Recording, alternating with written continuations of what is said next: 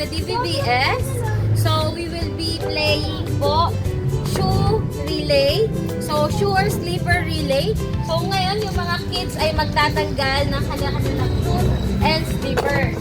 Ngayon, so, just normal na game is about spelling. So, mag-spell lang po tayo. Spelling relay na ang gagamitin nila is yung shoes at saka slipper. Okay, game 1. Sample muna, sample. Hindi mo yung ikaw mo sabihin. What's the word? Saan dito na? Basta yung word na ano. Tingnan natin kung marunong mag-spell. Kasalaw!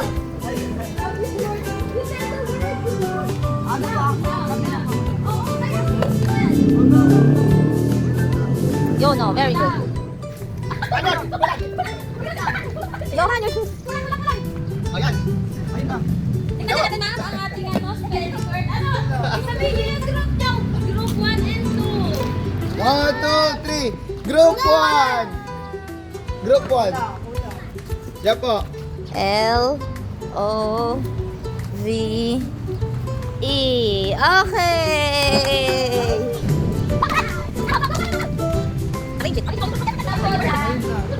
Big letter na G. Small letter na I. Tama. Tapos big letter na F. Tapos E.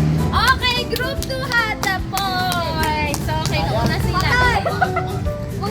From forward. Yung from gagawin natin 5. 5 letters. Go! 5 letters. Go. Bakit 6 yata yun? 6 letters. Flower. Medyas.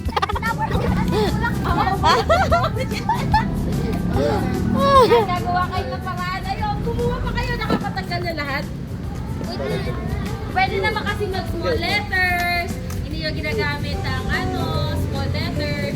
Wala ganun pa rin po. Game 2. So, clothes relay. So, clothes relay, meron po tayong malaking dalawang damit na magpapasahan nila ng magka-group nang nakahawak ang kamay. So, ito ay connection po sa ating lesson number 2. So, let's watch. May 2 sets of clothes ako dito. Kailangan nyo mag-hold hands muna. Hawak kamay. Hawak kamay. As a group, as a group. Hindi! Isang straight lang. Straight po. Okay, ngayon na gagawin nyo. Ay, susuot. Magsusuot ng damit, pero palasa nyo na nakahawak ang kamay. Okay, no? Ha? Malaki to. Malaki kasi. Ayan na.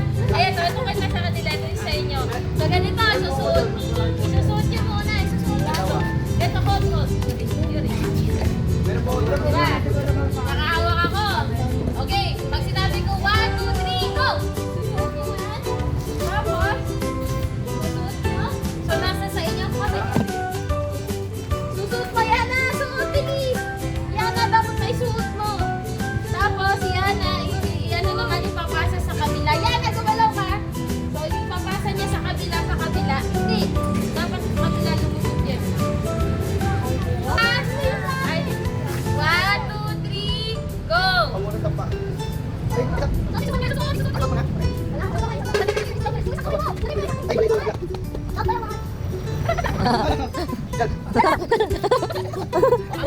Hold on, hold on.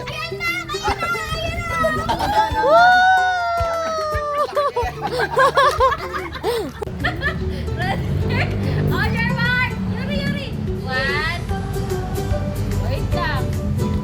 1, 2, 3, go! Go, go, go. Mabilis na. Yeah, nagkaroon na sila ng anak.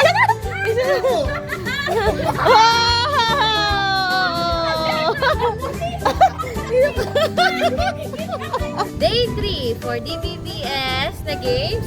So, ang gagawin nyo po, para taya-tayaan lang yung concept. So, kapag magtataya yung estudyante, so, pag nahawakan niya yung player, sasabihin ng bata, conform.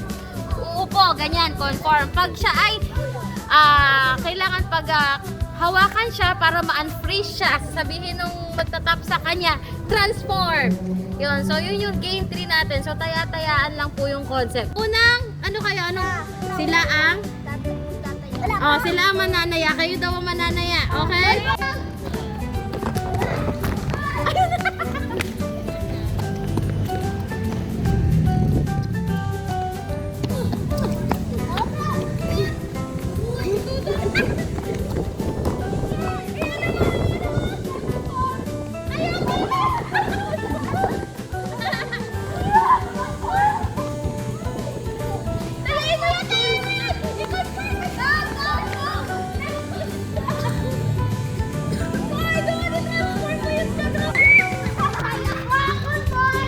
Oh, hindi yun yung word. Hindi yun yung word. Hindi niya nasama yung word. Conform na siya. Conform. Sana nag-enjoy kayo sa ating mga game time para sa ating day 1, day 2, at day 3. Abangan nyo sa ating DVBS yung mga ating teachers training.